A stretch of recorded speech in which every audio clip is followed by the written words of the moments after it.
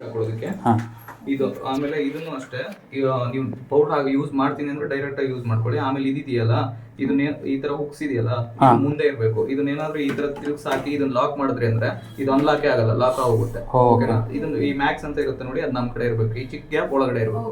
Okay, ನೋಡ್ಕೊಂಡು use ಮಾಡಿ. ತೆಗಿಯೋದೇನ್ ಬೇಡ, ನೀವು ಪೌಡರ್ ಹಾಕ್ತೀನಿ ಅಂದ್ರೆ ಮಾತ್ರ ತೆಗಿಬೇಕು. ಲಿಕ್ವಿಡ್ ಹಾಕ್ತೀನಿ ಅಂದ್ರೆ ಇದನ್ನ ವಾಶ್ ಮಾಡಕ್ಕೆಲ್ಲ ತಗೋಬೇಕಾಗುತ್ತೆ. ನೀವು ಇವಾಗ ಗಲೀಜ್ ಆಗುತ್ತಲ್ವಾ, ಇಲ್ಲೆಲ್ಲ ಲಿಕ್ವಿಡ್ ಹಾಕಿ ಅವಾಗ ಈ ತರ ಇಲ್ಲಿ ಪ್ರೆಸ್ ಮಾಡಿ ಹೇಳ್ಕೊಂಡ್ರೆ ಬರುತ್ತೆ. ಇದು ವಾಶ್ ಮಾಡಿ ಹಾಕೋಬಹುದು. ಆ ಟೈಮಲ್ಲಿ ಏನ್ ಮಾಡ್ತಾರೆ ಅಂದ್ರೆ ಹಿಂಗೆ ಉಲ್ಟಾ ಹಾಕ್ಬಿಡ್ತಾರೆ. ಅವಾಗ ಇದೇನಾಗುತ್ತೆ, ಓಪನ್ ಆಗಲ್ಲ, ಮತ್ತೆ ಮಷೀನ್ ಬಿಚ್ಚೆ ತೆಗಿಬೇಕಾಗುತ್ತೆ. ಇದ್ರಲ್ಲಿ ಲಿಕ್ವಿಡ್, ಇದ್ರಲ್ಲಿ ಬಂದ್ಬಿಟ್ಟು ಕಂಫರ್ಟ್, ಈ ಉಜಾಲ ಅದೆಲ್ಲ ಬರುತ್ತಲ್ಲ, ಅದನ್ನ ಹಾಕೊಳ್ಳೋದು. ಇಲ್ಲಿ ಇದು ಪ್ರೀ ವಾಶ್ ಹೇಳ್ತೀನಿ. ಈ ಕಡೆ ನಿಮಗೆ ಈ ಕಡೆ ಬಂದ್ಬಿಟ್ಟು ಇದಿಷ್ಟು ಪ್ರೋಗ್ರಾಮ್ಸ್, ಇದಿಷ್ಟು ನಾವ್ ಯಾವ ಕಡೆ ಬೇಕಾದ್ರೂ ತಿರ್ಗಿಸಬಹುದು. ಲೈಟ್ ಎಲ್ಲಿದೆ ಅದು ಪ್ರೋಗ್ರಾಮ್. ಓಕೆನಾ? ಇದು ಫಸ್ಟ್ ಒಂದು ಬಂದ್ಬಿಟ್ಟು ಮೈ ಐಎಫ್ಬಿ ಅಂತ. ಮೈ ಐಎಫ್ಬಿ ಅಂದ್ರೆ ಏನಪ್ಪಾ ಅಂದ್ರೆ ವೈಫೈ ಅಲ್ಲಿ ಯೂಸ್ ಮಾಡ್ಕೊಳ್ಳೋದಕ್ಕೆ. ನೀವು ಇವಾಗ ಮೈ ಐಎಫ್ಬಿ ಆಪ್ ಡೌನ್ಲೋಡ್ ಮಾಡ್ಕೊಂಡ್ರೆ ಇದನ್ನ ರಿಜಿಸ್ಟರ್ ಮಾಡ್ಕೊಂಡ್ರೆ ನಿಮಗೆ ಮ್ಯಾನ್ಯುವಲ್ ಇರುತ್ತೆ. ರಿಜಿಸ್ಟರ್ ಮಾಡ್ಕೊಂಡ್ರೆ ಏನಪ್ಪಾ ಅಂದ್ರೆ ಫೋನ್ ಅಲ್ಲೇ ಯೂಸ್ ಮಾಡಬಹುದು ಮಷೀನ್ ನ. ಓಕೆನಾ? ನೆಕ್ಸ್ಟ್ ಒಂದು ಬಂದ್ಬಿಟ್ಟು ಎಕ್ಸ್ಪ್ರೆಸ್ 15. ಎಕ್ಸ್ಪ್ರೆಸ್ 15 ಏನಪ್ಪಾ ಅಂದ್ರೆ ಇದರಲ್ಲಿ 15 ನಿಮಿಷ ವಾಶ್ ಅಷ್ಟೇನೆ. ಜಸ್ಟ್ ಸ್ವೆಟ್ ಆಗಿರೋ ಬಟ್ಟೆ ಅಂದ್ರೆ ಬೇವರು ಇರುತ್ತಲ್ಲ ಆ ತರ ಬಟ್ಟೆಗಳು, ಆ ತರ ಬಟ್ಟೆ ಇರುತ್ತಲ್ಲ, ಜಾಸ್ತಿ ಅಲ್ಲ, ಒಂದು ಹಾಫ್ ಲೋಡ್ ಇಷ್ಟು ಬಟ್ಟೆ ಹಾಕೋಬಹುದು ಅಷ್ಟೇ, ಒಂದಿಷ್ಟು ಬಟ್ಟೆ. ಓಕೆನಾ? ಅಂದ್ರೆ ಜಾಸ್ತಿ ಗಲೀಜಿದ್ರೆ ಹೋಗಲ್ಲ. ಯಾವ್ದೇ ಪ್ರೋಗ್ರಾಮ್ ಆದ್ರೂ ಒಂದ್ ಅರ್ಧ ಅಡಿ ಗ್ಯಾಪ್ ಇರ್ಬೇಕು ವಾಶಿಗೆ. ಓಕೆನಾ? ನೆಕ್ಸ್ಟ್ ಒಂದ್ ಬಂದ್ಬಿಟ್ಟು ಬಲ್ಕಿ ಬೆಡ್ಶೀಟ್ ಗಳು. ದೊಡ್ಡ ಬೆಡ್ಶೀಟ್ ಆದ್ರೆ ಒಂದು, ಚಿಕ್ಕದಿದ್ರೆ ಎರಡು. ಕ್ರೆಡಲ್ ವಾಶ್ ಬಂದ್ಬಿಟ್ಟು ಸ್ಯಾರೀಸ್ ಎಲ್ಲ ಬರುತ್ತಲ್ವಾ, ಈ ವರ್ಕ್ ಸ್ಯಾರೀಸ್, ರೇಷ್ಮೆ ಸ್ಯಾರೀಸ್ ಅದೆಲ್ಲ ಬರುತ್ತಲ್ವಾ, ಅದ್ ಬಂದ್ಬಿಟ್ಟು ಕ್ರೆಡಲ್ ವಾಶ್.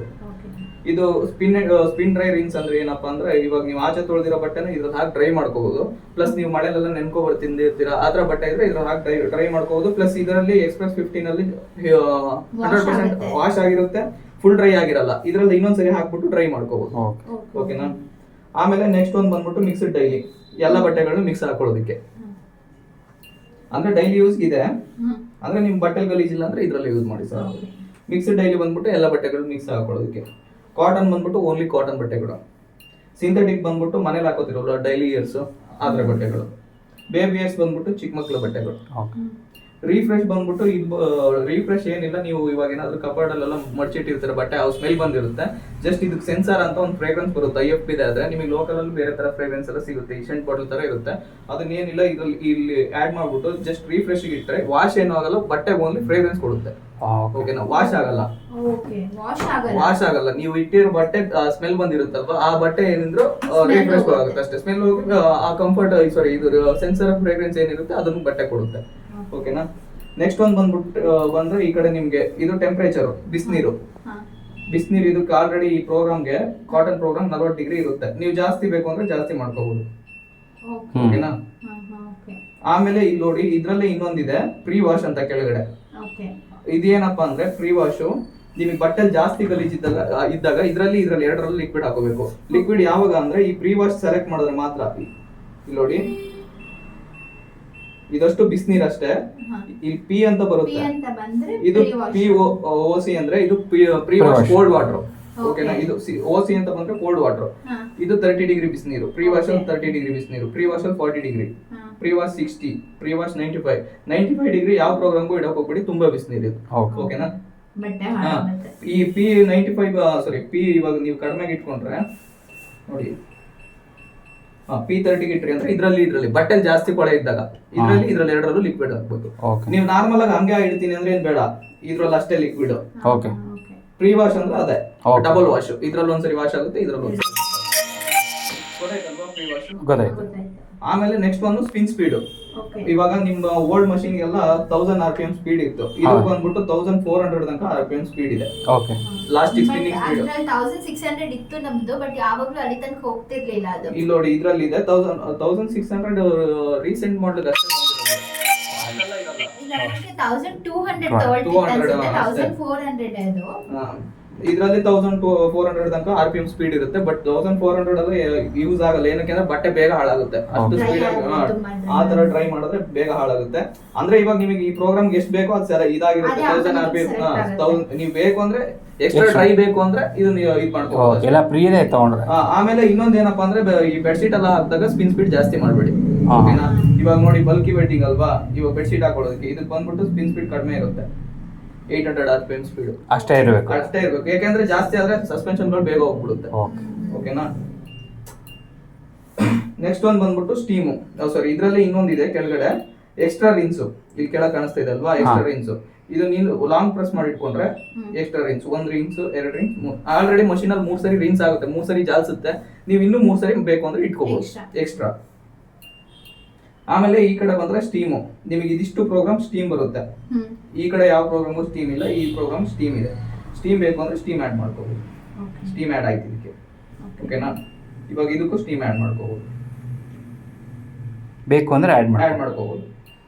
ಸ್ಟೀಮ್ ಆಡ್ ಮಾಡ್ಕೊಂಡು ಟೈಮ್ ಜಾಸ್ತಿ ತಗೊಳುತ್ತೆ. ಆಮೇಲೆ ಇದು ಬಂದ್ಬಿಟ್ಟು ಟೈಮ್ ಸೇವರ್. ಇವಾಗ ನಿಮಗೆ ಕಾಟನ್ ಇಲ್ಲ ಇಲ್ಲ, ಇಲ್ಲ ಫಸ್ಟ್ ಆಡ್ ಮಾಡ್ಬೇಕು. ಇವಾಗ ಸ್ಟೀಮ್ ಆಗುತ್ತೆ, ಹೌದು. ಅಂದ್ರೆ ಇವಾಗ ಬಟ್ಟೆ ಸ್ವೆಟ್ ಆಗಲ್ಲ, ಅಂದ್ರೆ ಈ ಮುಲ್ಟೋಗಿರೋ ತರ ಆಗಿರುತ್ತಲ್ಲ, ಆ ತರ ಆಗಲ್ಲ ಅಷ್ಟೇ. ಆಮೇಲೆ ಈ ಕಡೆ ಇನ್ನೊಂದೇನಪ್ಪಾ ಅಂದ್ರೆ ಇದು ವೈಫೈ ರೀಸ್ಟಾರ್ಟ್. ವೈಫೈ ಇದ್ರಲ್ಲಿ ಸಿಂಬಲ್ ತೋರಿಸ್ತಾ ಇಲ್ಲ ಅಂದ್ರೆ ಇದನ್ನ ಲಾಂಗ್ ಪ್ರೆಸ್ ಮಾಡಿ ಇಟ್ಕೊಂಡ್ರೆ ವೈಫೈ ರೀಸ್ಟಾರ್ಟ್ ಆಗುತ್ತೆ, ಓಕೆನಾ. ವೈಫೈ ಕನೆಕ್ಟ್ ಮಾಡ್ಕೊಂಡ್ರೆ ಇಲ್ಲಿ ನೋಡಿ ಬ್ಲಿಂಕ್ ಆಗುತ್ತೆ. ಆಮೇಲೆ ನೆಕ್ಸ್ಟ್ ಒಂದು ಬಂದ್ಬಿಟ್ಟು ಟೈಮ್ ಸೇವರ್. ಟೈಮ್ ಸೇವರ್ ಏನಿಲ್ಲ, ಇವಾಗ ಕಾಟನ್ ಪ್ರೋಗ್ರಾಮ್ ನೋಡಿ 1 ಗಂಟೆ 58 ನಿಮಿಷ ಇದೆ ಅಲ್ವಾ. ಟೈಮ್ ಸೇವರ್ ಆಡ್ ಮಾಡಿದ್ರೆ ಸ್ವಲ್ಪ ಟೈಮ್ ಕಡಿಮೆ ಆಗುತ್ತೆ, 1 ಗಂಟೆ 49 ನಿಮಿಷ ಆಯ್ತು. ಆಮೇಲೆ ಈ ಕಡೆ ಬಂದ್ರೆ ವಾಮ್ ಸೋಪು. ವಾಮ್ ಸೋಪ್ ಅಂದ್ರೆ ಒಂದು 15 ನಿಮಿಷ ಬಟ್ಟೆ ಇದ್ರಲ್ಲೇ ನೆನ್ಸಿಟ್ಕೊಳ್ಳುತ್ತೆ. ನೆನ್ಸಿಟ್ಕೊಂಡು ವಾಶ್ ಮಾಡುತ್ತೆ, ಮತ್ತೆ ಟೈಮ್ ಜಾಸ್ತಿ ಆಗುತ್ತೆ. ಬಟ್ ಒಂದು 15 ನಿಮಿಷ ಬಟ್ಟೆ ವಾಶ್ ನೆನ್ಸಿಟ್ಕೊಳ್ಳುತ್ತೆ, ಆಮೇಲೆ ವಾಶ್ ಮಾಡ್ಕೊಳ್ಳುತ್ತೆ. ಇದು ಸ್ಟಾರ್ಟ್ ಬಟನ್. ಎಲ್ಲ ಪ್ರೋಗ್ರಾಮ್ಗೂ ಇದೆ ಸ್ಟಾರ್ಟ್. ಓಕೆ, ಜಸ್ಟ್ ಟಚ್ ಅಷ್ಟೇ. ಈ ಮೇಲ್ಗಡೆ ಇಲ್ಲೆಲ್ಲ ನೀರ್ ಹಾಕ್ಬೇಡಿ, ಇದೇ ಮೇನ್ ಮದರ್ ಬೋರ್ಡ್, ನೀರ್ ಹಾಕ್ಬೇಡಿ.